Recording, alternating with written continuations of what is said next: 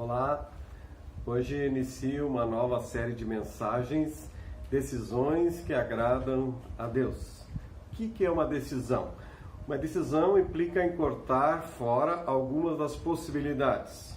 Você tem possibilidades, você tem que escolher, então você decide qual das possibilidades você vai escolher. Indo mais adiante, além de uma decisão, nós precisamos ter em nossa vida resoluções. O que é uma resolução? Resolução é uma decisão firme.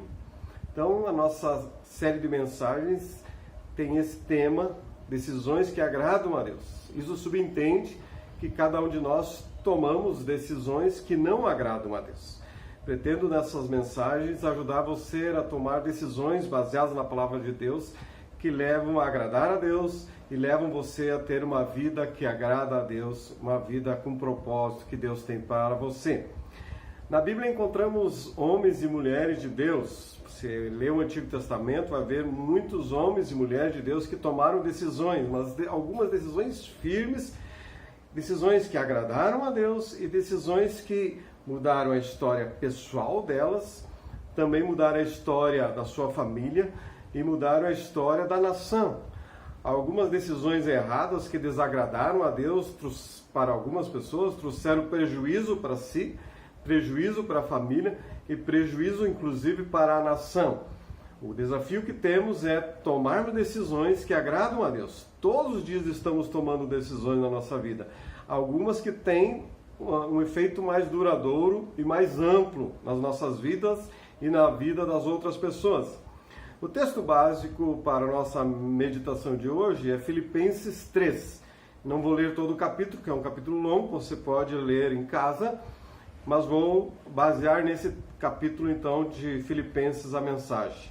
No versos 13 e 14, nós vemos uma decisão de Paulo, uma decisão que agradou a Deus. Ele disse: esquecendo-me das coisas que ficaram para trás e avançando para as que estão adiante, prossigo para o alvo, a fim de ganhar o prêmio do chamado celestial de Deus em Cristo Jesus. Aqui nós vemos uma decisão de Paulo que agradou a Deus: esquecer o passado e prosseguir em direção ao alvo, que é Cristo Jesus. Será que nós podemos esquecer o passado? Não, nós não esquecemos o passado. O que Paulo está querendo dizer aqui, esquecer o passado, significa não usar o passado para a glória pessoal ou para a vergonha pessoal, de modo que atrapalhe a caminhada em direção ao alvo. No passado de Paulo, registrado nos versos 3 a 6, ele menciona coisas que ele poderia se alegrar e se orgulhar. Títulos, cargos, descendência, uma vida irrepreensível. Mas haviam coisas também que o envergonhavam. Perseguidor da igreja, com isso assassinatos. O que Paulo queria era que nada do passado dele o impedisse de viver o tempo presente com Jesus. Nada que achava importante do passado que viesse corromper o coração dele, gerar orgulho nele e prejudicasse a caminhada dele com Jesus, ou nada do passado que o envergonhasse e que o impedisse de servir a Jesus. O fato é que nós podemos ter coisa no nosso passado que pode nos impedir a nossa caminhada. Paulo está dizendo: esqueça dessas coisas e viva uma nova vida com Jesus a partir de agora. O pastor Roberto Silvado, ele escreveu dizendo assim: o passado pode ser um ótimo professor, mas é um péssimo companheiro de viagem. Deixe ele para trás. O passado é a tua história de vida, tem a sua importância, mas ele só pode servir para te ajudar a viver o presente e o futuro. E você não pode ficar preso ao passado que atrapalhe a tua vida no presente e no futuro. A decisão de Paulo era: o meu alvo é Cristo e nada do meu passado pode me impedir de alcançar esse alvo. Nada. A segunda decisão de Paulo está ligada à primeira. No verso 10 ele disse: eu quero conhecer a Cristo. A segunda decisão que agrada a Deus, que nós devemos tomar também, é querer conhecer mais a Jesus. Oséias 6,13, ele diz assim: como precisamos conhecer o Senhor, busquemos conhecê-lo, ele nos responderá tão certo como chega o amanhecer, ou vêm as nuvens da primavera. Oséias 6,3. Como precisamos conhecer ao Senhor? Preciso conhecer a Cristo. Para você conhecer mais a Jesus, você precisa um comprometimento com a vida devocional, com a leitura da Bíblia, com a oração, ter isso como um compromisso, uma decisão firme. Eu vou ler a Bíblia, eu vou conversar com meu Deus todos os dias. Conta-se a história de uma garotinha que voltou do seu primeiro dia da escola e a mãe perguntou: filha, você aprendeu alguma coisa? Ela respondeu: pelo visto, não aprendi o bastante, mãe. A menina então respondeu. E ela disse ainda: eu tenho de voltar amanhã, depois de amanhã, e depois de amanhã. Ou seja, ela está dizendo que pensava que aprendizado era uma vez só. Não aprendemos tudo em apenas um dia. Cada dia é um aprendizado na nossa vida. Cada dia conhecemos mais a Jesus, experimentamos mais dele, temos experiências com ele, crescemos no conhecimento da palavra. Você pode ser que conhece a Jesus? O quanto você conhece a Jesus? Sempre há algo novo que podemos conhecer do nosso Salvador Jesus. Que esse ano você possa ter isso como uma decisão firme, conhecer mais a Jesus. E lembre que, como alguém escreveu, que a Bíblia é o único livro que nós lemos em companhia do seu autor.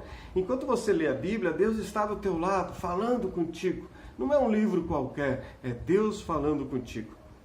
Paulo tanto queria conhecer mais a Cristo, como desejava amá-lo mais. Não basta ter o conhecimento de quem é Jesus, mas eu preciso, a partir desse conhecimento, amá-lo mais. Então a terceira decisão de Paulo era amar e agradar a Deus. Nós vemos isso nos versos 7 a 8, quando ele diz que o para mim era lucro, passei a considerar perda por causa de Cristo. Todo o histórico dele, de vanglória, de coisas importantes, perderam a importância diante da majestosa oportunidade, a grandeza de conhecer a Jesus. Ele diz: considero tudo como perda, comparado com a suprema grandeza do conhecimento de Cristo Jesus, meu Senhor, por cuja causa perdi todas as coisas. Eu as considero como esterco, para poder ganhar a Cristo e ser encontrado nele, não tendo a minha própria justiça que procede da lei, mas a que vem mediante a fé em Cristo, a justiça que procede de Deus e se baseia na fé. Quando você lê as cartas de Paulo, especialmente Romanos, você vai ver que Paulo revela a sua decisão de não amar o mundo, nem o que o mundo oferece, mas amar a Cristo Jesus. Amar a Cristo Jesus. Ele considera todas as outras coisas ao redor como esterco, coisas sem valor diante das pérolas que é conhecer a Jesus Cristo. Lembre que Jesus resumiu toda a lei, todo o Antigo Testamento, toda a lei em 2 mandamentos: amar a Deus e amar o próximo.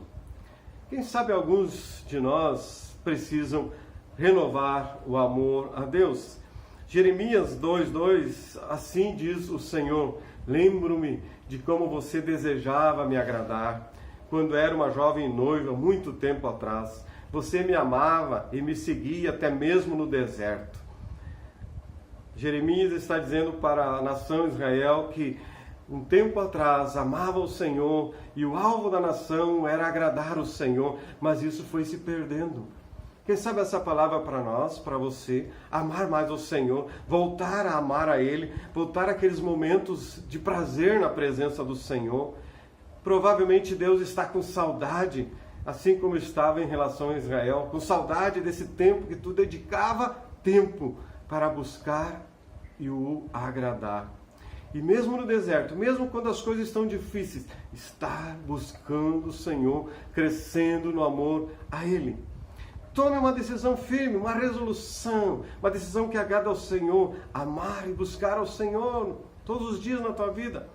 Ao escrever a Timóteo, o apóstolo Paulo faz uma declaração emblemática: está próximo o tempo da minha partida, combati o bom combate, terminei a corrida, guardei a fé. 2 Timóteo 4, 6 e 7. Esta frase retrata a vida de Paulo e poderíamos dizer que poderia ser colocada na lápide do seu túmulo, que também poderia ser na minha e na tua lápide do túmulo. Combati o bom combate, terminei a corrida, guardei a fé. Que essa seja uma decisão firme, uma decisão que agrada ao Senhor. Ficar firme no combate, terminar a corrida, guardar a fé. Que nesse início de ano as nossas decisões sejam firmes e constantes, mas que agradem a Deus, que agradem ao Senhor. As decisões erradas que desagradam ao Senhor, se arrependa, peça perdão. E ainda há tempo de você renovar a tua vida e tomar decisões que agradem ao Senhor. Nos próximos vídeos estaremos estendendo esse assunto, ampliando esse assunto sobre decisões que agradam a Deus e agradam ao Senhor. Até o próximo vídeo, que Deus nos abençoe.